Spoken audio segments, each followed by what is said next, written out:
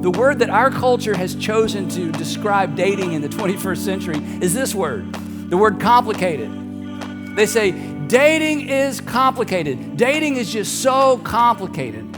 Here's a few quotes to kind of set our direction for today. Benjamin says this, online dating is the worst. Each time I ask friends ranging from early 20s to their 40s how the temperature in the dating pool is, I'm met with borderline hostility. He continues, for all the talk of ease that a dating app allows for a potential date, the impression I'm left with is everyone is swimming in a pool they all took a dump in. He's not done. Instead of shocking the water and getting out, everyone decided they needed to keep swimming in the sewage, perhaps even adding to it, because that pool is where people swim. In other words, what option do we have? It's a mess. It's horrible. But hey, if you're going to date, these are your only options. This is your only approach. Shani says this. She said, I saw a meme once that read, it used to be, how long do we date before we have sex? Now it's, how long do we have sex before we date? Before this is actually a relationship. So here's, my advice. We just need to grow up and quit acting like children in our dating culture. And it's easy for me to say because I'm married, but I look at what happens in our culture, what's happening in our culture, and we hear the aftermath and we hear the stories. And I just want to grab the culture by the shoulders and say, hey, you know how to do this. Just grow up. Let's put the ways, like we've already done in so many arenas of our life, let's put the ways of childhood behind us. Because if you don't, it makes one of the most fascinating, powerful, extraordinary things in the world too complicated. It makes it all unnecessarily complicated. So with that as the ground, it's sort of laying the groundwork. Here are 5 rules for dating. Ready? Number 1, guys, ask girls on dates.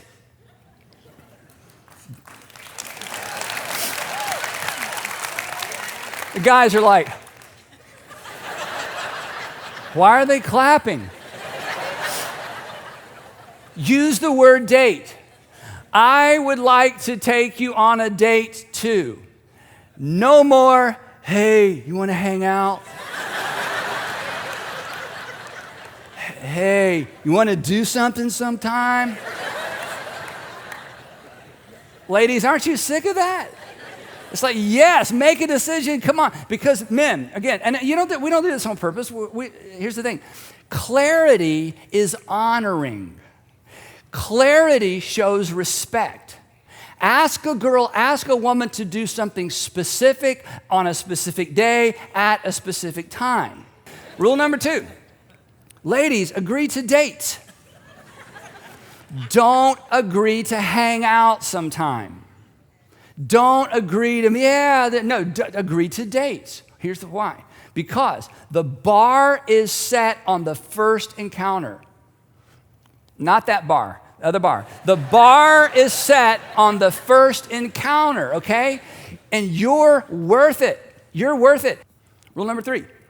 I shouldn't even have to put this up here. Don't ever mistreat anyone.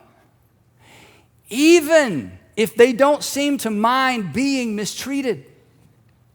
Because you're not taking your cue from them or their previous girlfriend or their previous boyfriend or their previous relationship. If you're a Jesus follower, I shouldn't even have to tell you this.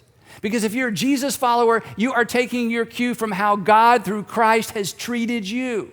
And he does not mistreat you. And so you have no right and you have no flexibility. There's no margin to ever mistreat anyone. Number 4.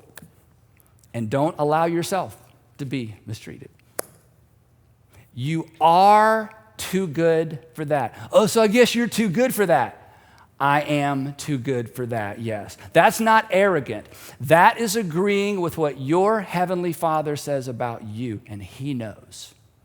He says, you're fine because you're mine.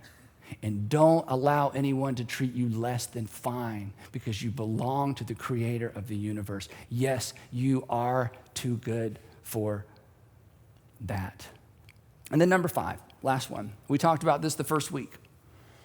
Don't do anything that makes you a liar for life.